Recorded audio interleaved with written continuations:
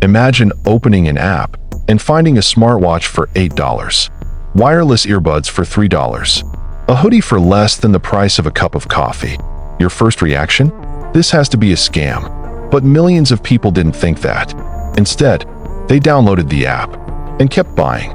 Within months, one company exploded across America faster than almost any shopping platform in recent history. That company was Temu. But here's where the story gets strange. Temu didn't spend decades building trust like Amazon. It didn't invent revolutionary technology. It didn't own massive warehouses across America. Yet somehow, it convinced millions of shoppers to abandon familiar brands and gamble on products shipped directly from factories thousands of miles away. How?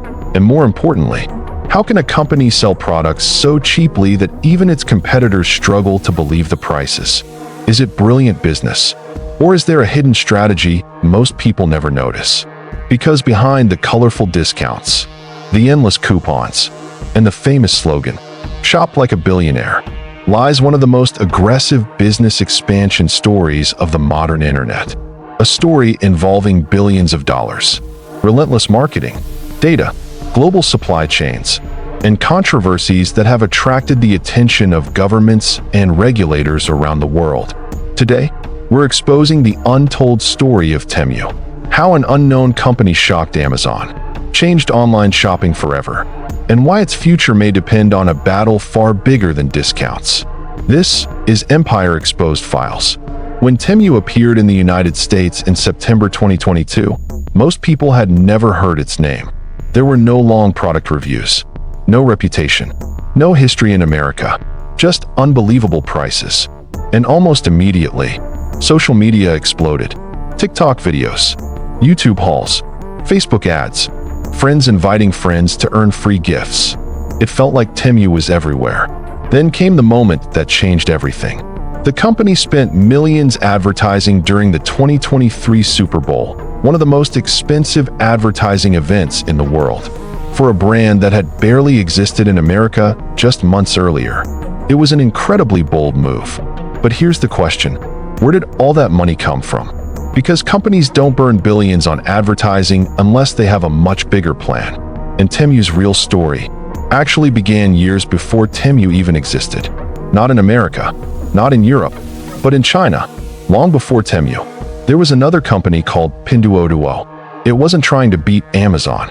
It was trying to beat Alibaba inside China. Instead of targeting wealthy shoppers, Pinduoduo focused on ordinary families looking for the lowest possible prices. Its strategy was surprisingly simple: connect factories directly to consumers, remove unnecessary middlemen, sell massive volumes, accept smaller profits per item, but make money through scale. The strategy worked. Pinduoduo became one of China's biggest e-commerce platforms, and the company behind it, PDD Holdings, suddenly had something most startups could only dream about: billions of dollars, advanced supply chain technology, and experience managing millions of merchants. Then executives asked a dangerous question. For PDD Holdings, the question was simple: if they had already changed the way millions of people shop in China, why couldn't they rewrite the rules of global e-commerce? But how does Temu sell products at prices that seem almost impossible? A pair of headphones for a few dollars, a kitchen gadget cheaper than a fast food meal, a jacket at a price that traditional retailers can barely compete with. The answer is not magic. It's a business model built around one powerful idea: remove the middleman. For decades, traditional retail followed a simple path: factory, distributor, brand, store, customer. Every step added cost. Every company needed profit. Every warehouse needed money. But Temu changed the equation. Instead of relying on traditional retail chains, Temu connected thousands of manufacturers directly with consumers. Factories could produce products. Temu could collect customer demand, and the platform could decide what products to promote based on what people were buying. This created something similar to a massive global marketplace, a system where millions of small manufacturers competed for attention, and competition pushed prices lower. But low prices alone don't create a global empire. Temu needed something else, something every modern business fights for: attention. In today's digital economy, The most valuable resource is not oil, it's attention. And Temu understood this better than many competitors. The company invested heavily in advertising. Millions of people started seeing Temu ads everywhere.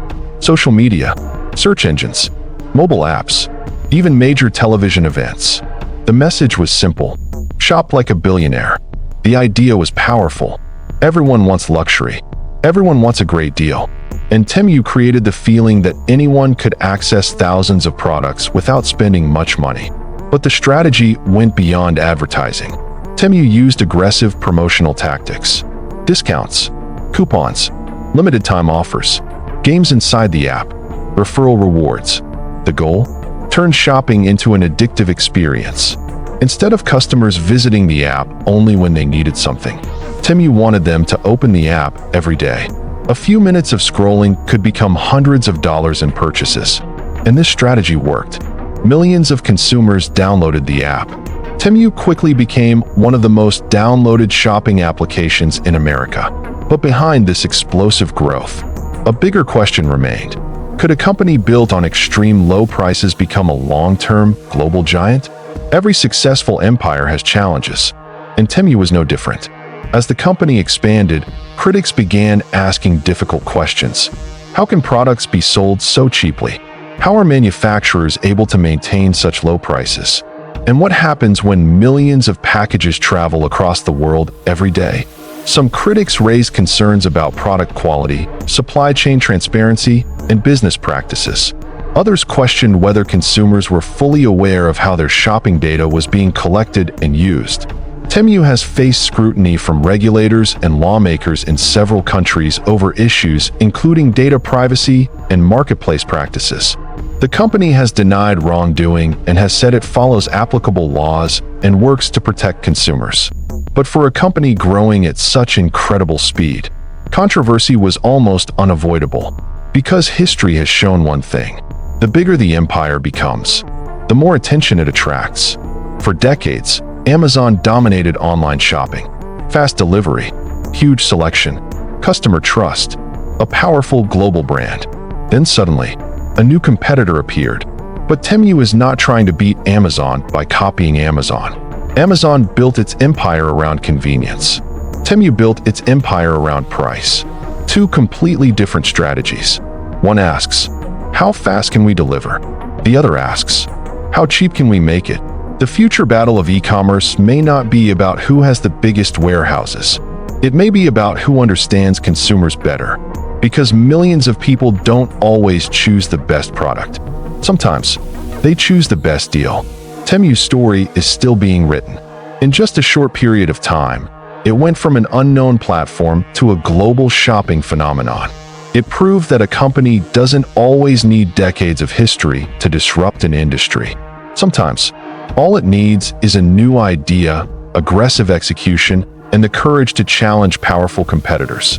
But the biggest question remains: can Temu build a trusted global brand?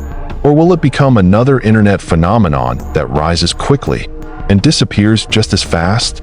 Because in the world of business, growth is easy to celebrate, but survival is what creates an empire. This was the untold story of Temu, and this is Empire Exposed Files.